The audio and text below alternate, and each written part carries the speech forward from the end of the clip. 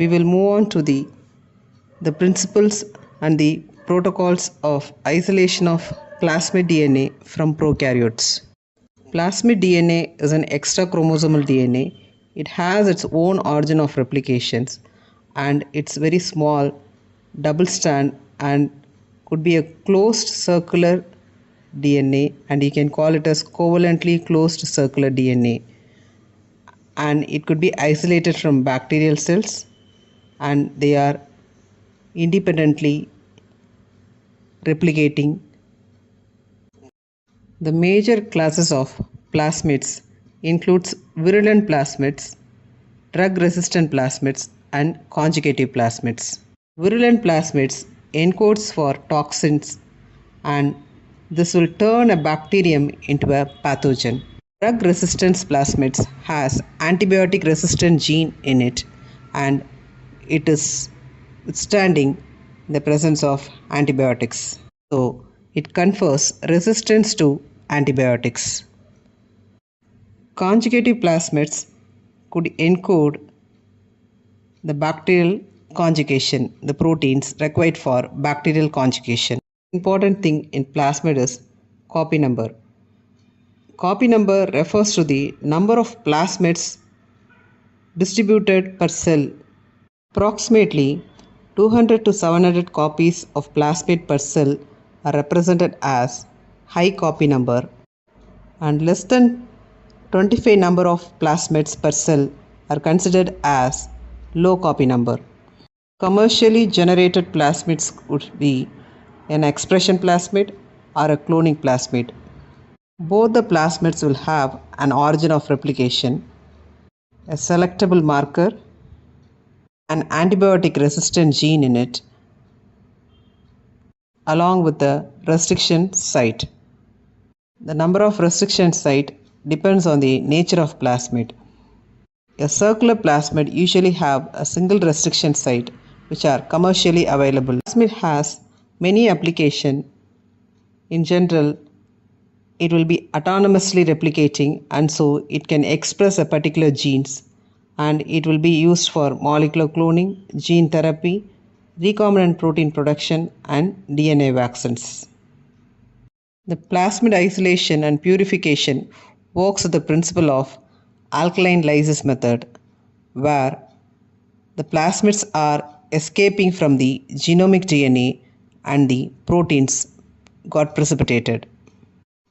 Generally, SDS is used to lyse the bacterial cell membrane and denature the protein.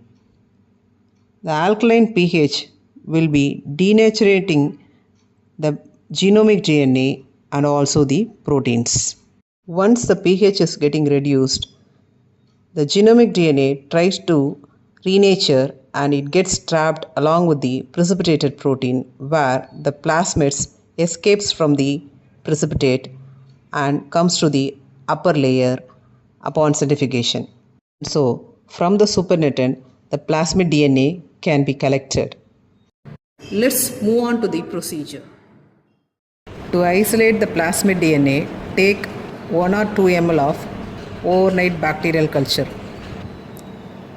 Then, to collect the pellet, centrifuge at 10,000 rpm for 5 minutes. Further, discard the supernatant. To the pellet, add 100 microliter of solution 1. Then incubate it at room temperature for 5 minutes. To this mixture, add 200 microliter of solution 2 and mix it by inverting the tubes for few minutes. Incubate at room temperature for 5 minutes further.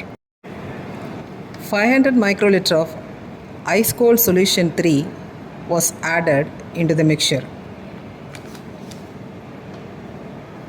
Then incubate in ice for 5 minutes. Then centrifuge at 10,000 rpm for 5 minutes and collect the supernatant into a fresh tube.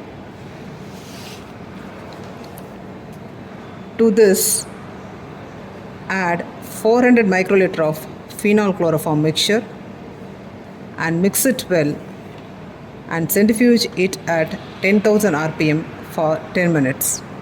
After the phase separation, the supernatant, that is the aqueous layer of the phase, are collected. After the phase separation, collect the aqueous phase into a fresh tube. To this, add 800 microliter of isopropanol and mix it gently to get the plasmids precipitated. To settle down the precipitated plasmid to the bottom of the tube, it could be centrifuged. Then discard the isopropanol and wash it with 70% ethanol. Then it could be air dried to remove the traces of ethanol. Further, the precipitated plasmid can be suspended in tea buffer and could be stored at 4 degrees Celsius for further use.